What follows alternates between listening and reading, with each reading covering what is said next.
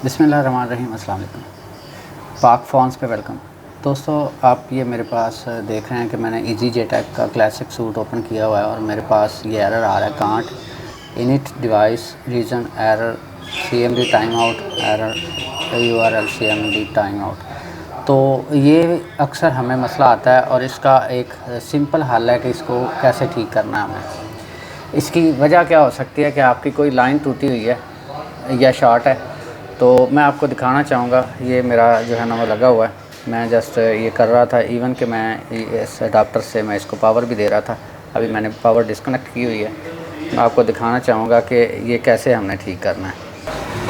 तो इसके लिए हम यूज़ करेंगे मल्टीमीटर, और आप कोई भी मल्टीमीटर ले सकते हैं। इसको बज़र मोड पे सेट करना है हमने, डायोड मोड पे।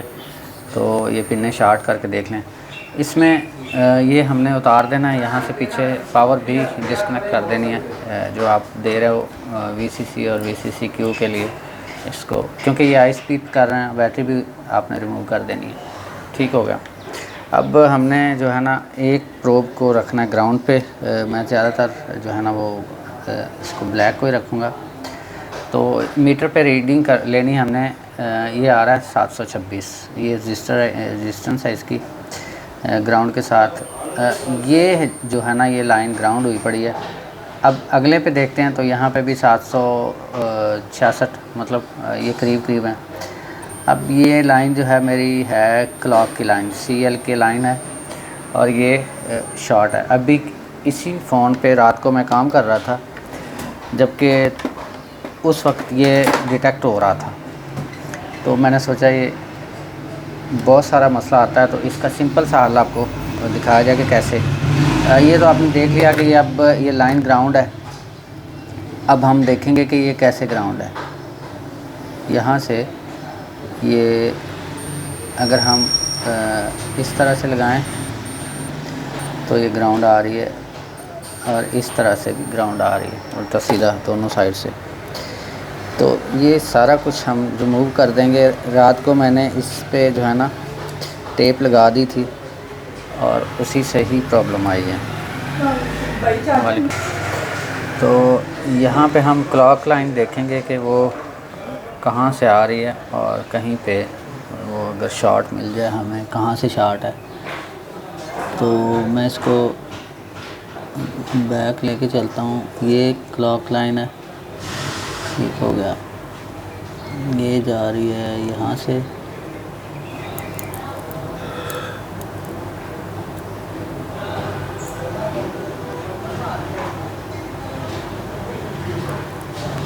ये है लाइन।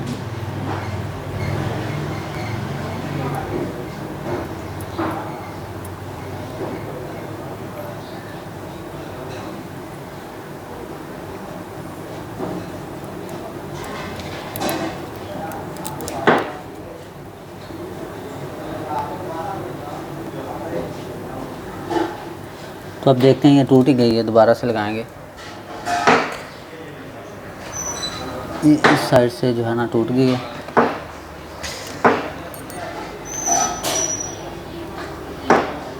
अब शॉर्टेज तो इसकी चली गई। अब ये जहाँ पे लगी हुई थी वो पॉइंट देखते हैं, कहीं बोर्ड पे तो शॉर्टेज नहीं आ रही।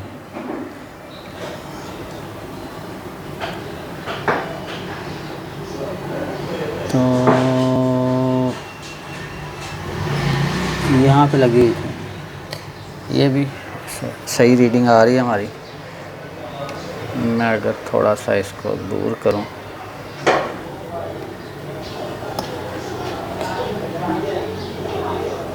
तो ये लाइन जो है ना वो कहीं से शॉर्ट थी, ये सिम ट्रे के साथ टच हो रही थी उसकी वजह से। तो अब मैं इसको ऑफ़ कैमरा करता हूँ, क्योंकि यहाँ पे मेरे पास स्पेस बहुत कम है।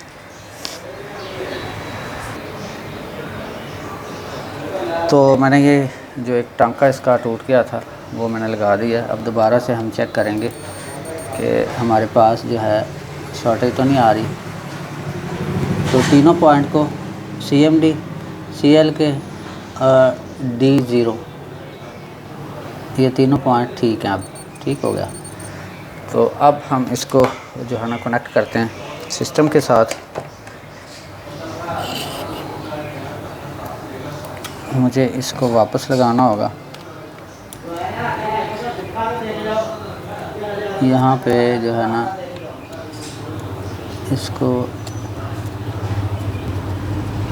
वापस लगा के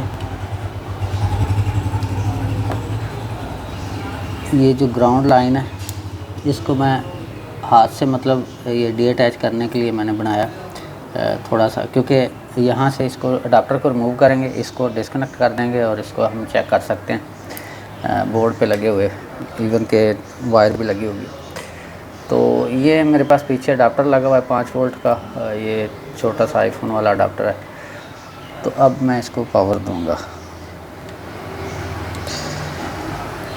बैटरी अभी मैं डिस्कनेक्ट नहीं कर रहा, सॉरी कनेक्ट नहीं कर रहा। और अब हम चलते हैं सिस्टम पे।